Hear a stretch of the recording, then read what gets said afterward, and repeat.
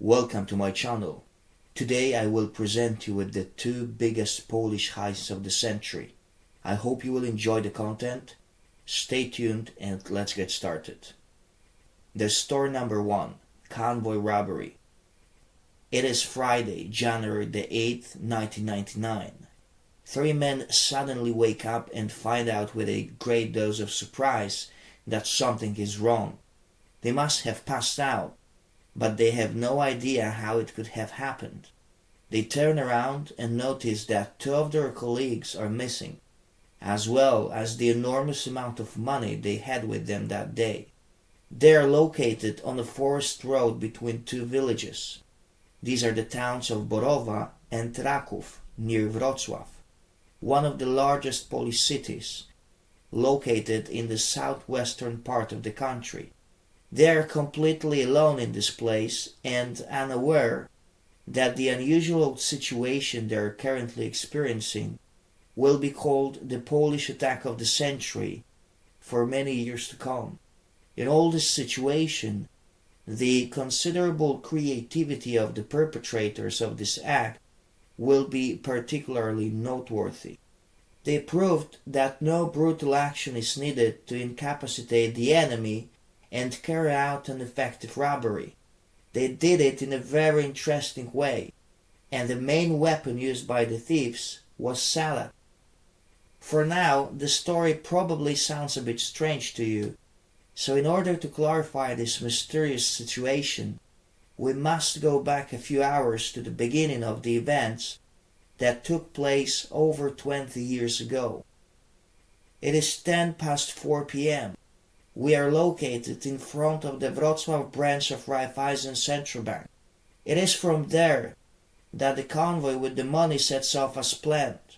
The 5 bodyguards carry an astronomical amount of over $1 million in bags.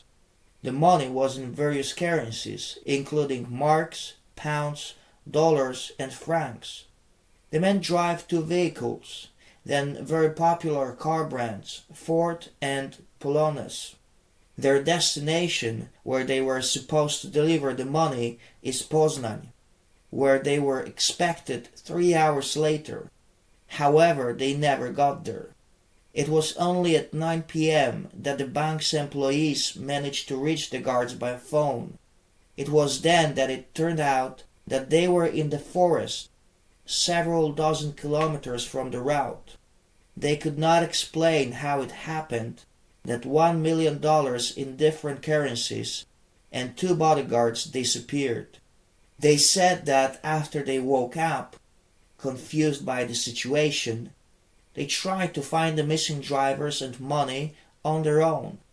Unfortunately, however, there was no trace of either one or the other. The police, informed about the whole incident, questioned 3 of the bodyguards very intensively.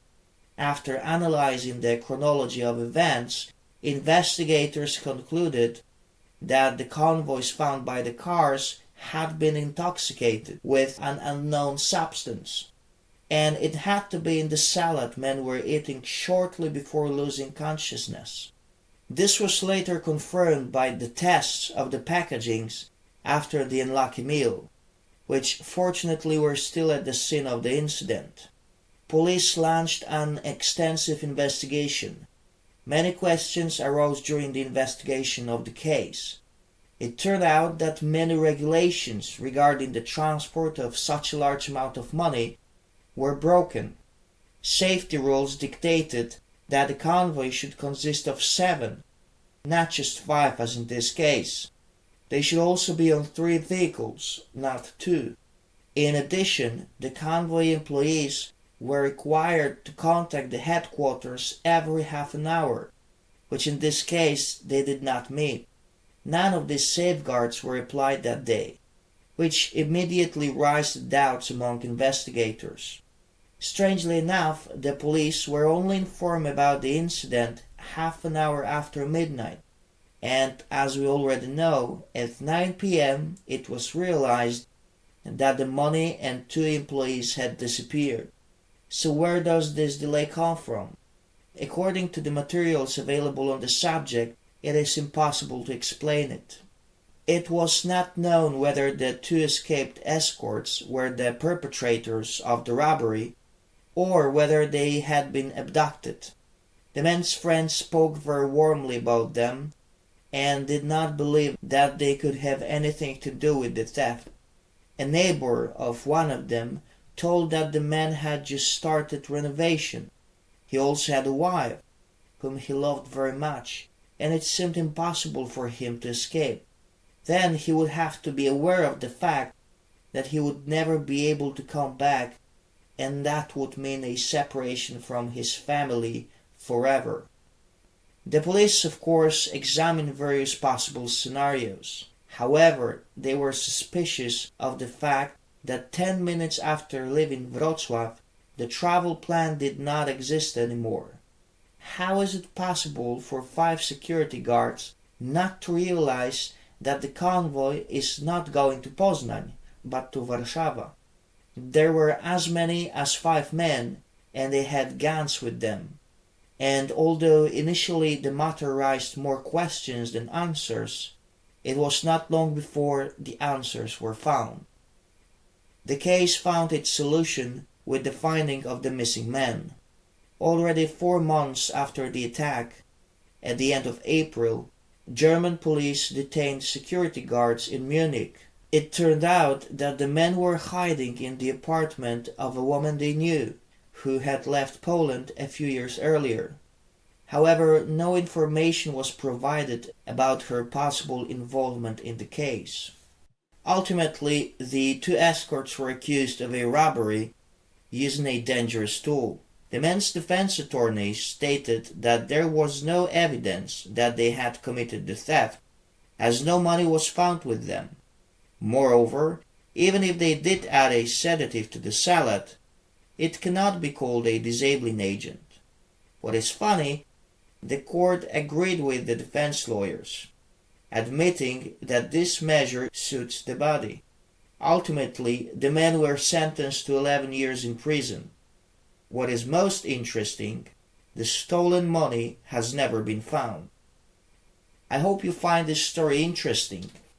Personally, I was surprised by such low penalty for the perpetrators of the event, especially when comparing to other sentences to which people who committed similar thefts were sentenced in history.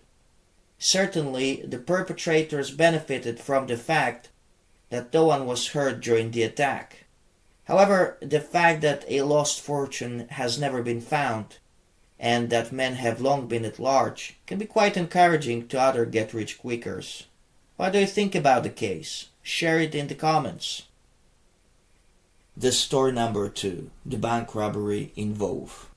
It is August 1962, late evening. We are located in Lwów, near Wrocław, so in a similar area as in the previous story.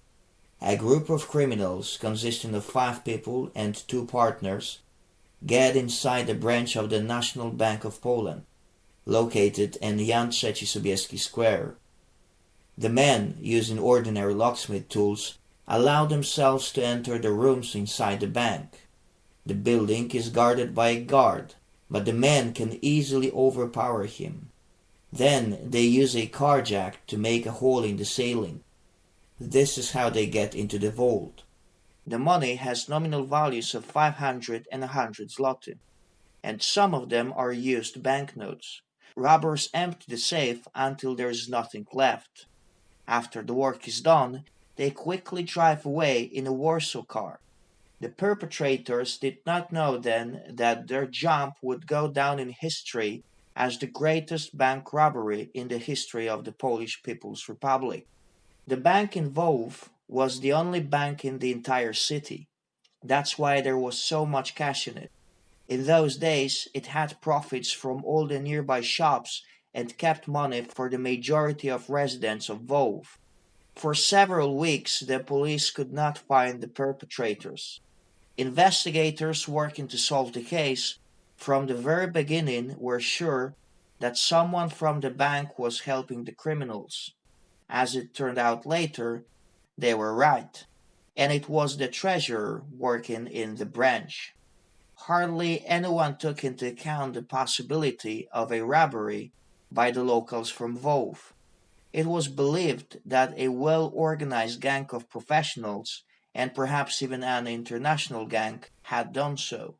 They knew that they had managed to escape in a Warsaw car. They even knew that the car had been scratched during the escape. What is most unbelievable in this case is that the thieves were kept informed about the progress of the investigation because, due to the lack of a sufficient number of cars, policemen traveled every day by taxi of one of the perpetrators. They had known him for a long time and treated him as a trusted person.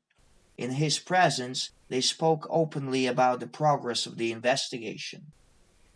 Unable to solve the case by traditional methods, the policemen struck up a clever bluff. As they knew the series and numbers of all stolen new 500 zloty banknotes, they decided to provide this data to all stores in Poland. However, it was not the only procedure that was supposed to make the criminals fall into the hands of the authorities. In order to provoke the perpetrators to make a mistake, the prosecutor's office provided false information that a money exchange was planned. In such case, the robbed money would have no value. This took quite an amazing effect, as the perpetrators began to dispose of the new banknotes faster by putting them into circulation. About 2 months after the robbery, police began to receive information that various stores had noted the presence of stolen banknotes. They tried to pay with them for the purchases of the perpetrator's wife. Additionally, the sister of one of them wanted to pay 18,000 zloty into a bank account.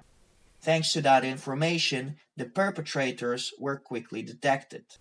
The men were arrested. It turned around that none of them had been punished so far.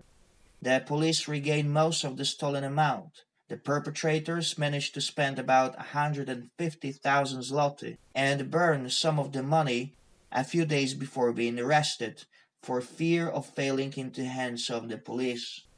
The trial began on December the 4th, 1962, in front of the Provincial Court in Wrocław, and the men faced the death penalty. However, they were sentenced to life imprisonment, which was changed to 25 years. Two of the partners were sentenced to 15 years imprisonment. Moreover, 20 other people from the immediate family, relatives, and friends of the perpetrators were convicted for receiving stolen goods, aiding, or for failing to notify the law enforcement authorities of the committed crime. The penalties they received lasted from 1 to 8 years in prison. By now they are all at large. The last of the perpetrators left prison in 1979, and to my best knowledge, they have never committed any more crimes.